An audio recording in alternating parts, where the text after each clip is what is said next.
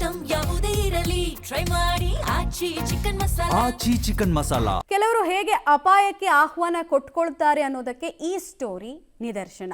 ರೈಲಿನ ಬಾಗ್ಲಲ್ಲಿ ಕೂತ್ಕೊಳ್ಳೋ ಮುನ್ನ 100 ಸಲ ಯೋಚನೆ ಮಾಡಿ ಈ ಸ್ಟೋರಿ ನೋಡಿದ ಮೇಲೆ ಸ್ವಲ್ಪ ಯಾಮಾರಿದ್ದಕ್ಕೆ ಇಲ್ಲೊಬ್ಬ ವ್ಯಕ್ತಿ ತನ್ನ 2 ಕಾಲನ್ನ ಕಟ್ಟಾಗಿದೆ. ಪರಿಣಾಮ ಶಾಶ್ವತ ಅಂಗವೈಕಲ್ಯಕ್ಕೆ ತುತ್ತಾಗಿದ್ದಾರೆ. ಧಾರವಾಡ ರೈಲು ನಿಲ್ದಾಣದಲ್ಲಿ ನಡೆದಿರುವಂತಹ ಘಟನೆ. ಚಾಲುಕ್ಯ ಎಕ್ಸ್ಪ್ರೆಸ್ ರೈಲಿನಲ್ಲಿ ಅರುಣ್ ಮಾನೆ ಅನ್ನುವಂತಹ 35 ವರ್ಷದ ವ್ಯಕ್ತಿ ಪ್ರಯಾಣ ಮಾಡ್ತಾ ಇದ್ರು. ಆಯತಪ್ಪಿ ಬೀಳ್ತಾ ಇದ್ದ ಹಾಗೆ ರೈಲಿನ ಗಾಲಿಗೆ ಸಿಲುಕಿ ಆತನ ಕಾಲುಗಳು 2 ಕಾಲುಗಳು ಕಟ್ಟಾಗಿದೆ. ಪುಣೆಯಿಂದ ಹುಬ್ಬಳ್ಳಿ ಕಡೆಗೆ ಅರುಣ್ ಮಾನೆ ಎಲ್ಲ ಅಂದುಕೊಂಡಂತೆ ಆಗಿದ್ದಿದ್ರೆ ಬಂದು ಇಳಿಬೇಕಾಗಿತ್ತು.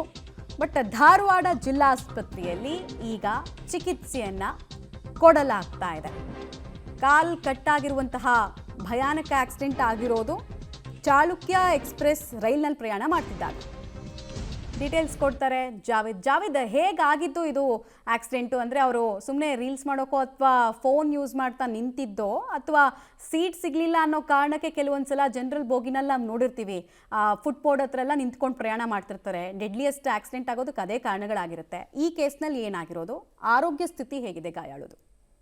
ನಿಜ ಮಮತಾ, ಏನು ಮಹಾರಾಷ್ಟ್ರದಿಂದ ಏನು ಬೆಂಗಳೂರಿಗೆ ಹೋಗುವಂತ ಚಾಲುಕ್ಯ ಎಕ್ಸ್ಪ್ರೆಸ್ ನಲ್ಲಿ ಈ ಒಂದು ಪ್ರಯಾಣ ಮಾಡ್ತಾ ಇದ್ದ.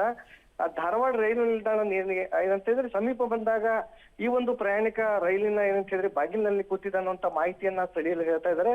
ಈ ಸಂದರ್ಭದಲ್ಲಿ ಏನಂತಿದ್ರೆ ರೈಲು ನಿಲ್ದಾಣ ಸಮೀಪ ಬಂದಾಗಲೇ ಈತ ಆಯತಪ್ಪಿ ಏನಂತಿದ್ರೆ ರೈಲು ಹಳಿಯಲ್ಲಿ ಬಿದ್ದಿರುವಂತದ್ದು. ಬಿದ್ದ ತಕ್ಷಣ ಏನಂತಿದ್ರೆ 2 ಕಾಲುಗಳು ರೈಲಿನ ಹಳಿಯಲ್ಲಿ ಏನಂತಿದ್ರೆ ಸಿಲುಕಿದ ಕಾರಣ 2 ಕಾಲು ಕಟ್ಟಾಗಿವೆ. ಹೀಗಾಗಿ ಸ್ಥಳೀಯರು ಅಲ್ಲಿಂದ ಆಸ್ಪತ್ರೆಗೆ ಏನಂತಿದ್ರೆ ರವಾನೆ ಮಾಡಿದ್ದಾರೆ. ಆದ್ರೆ ಸದ್ಯಕ್ಕೆ ಆಸ್ಪತ್ರೆಯಲ್ಲಿ ಏನಂತಿದ್ರೆ ಚಿಕಿತ್ಸೆ ಕೊಡ್ಲಾಗ್ತಾ ಇದೆ. ಆದ್ರೆ ಯಾವ ರೀತಿಯಾಗಿ ಏನು ಕಾರಣದಿಂದ ಬಿದ್ದ ಅನ್ನುವಂತ ಸಂಪೂರ್ಣ ಮಾಹಿತಿ ಸಿಕ್ಕಿಲ್ಲ. ಸದ್ಯಕ್ಕೆ ಪೊಲೀಸರು ಕೂಡ ಏನಂತಿದ್ರೆ ಮಾಹಿತಿ ಕಲೆ ಹಾಕುವಂತ ಕೆಲಸವನ್ನ ಈಗ ಮಾಡ್ತಾ ಇರುವಂತದ್ದು. ಮಮತಾ, ರೈಟ್, ಧನ್ಯವಾದ ತಮ್ಮ ಮಾಹಿತಿಗಾಗಿ.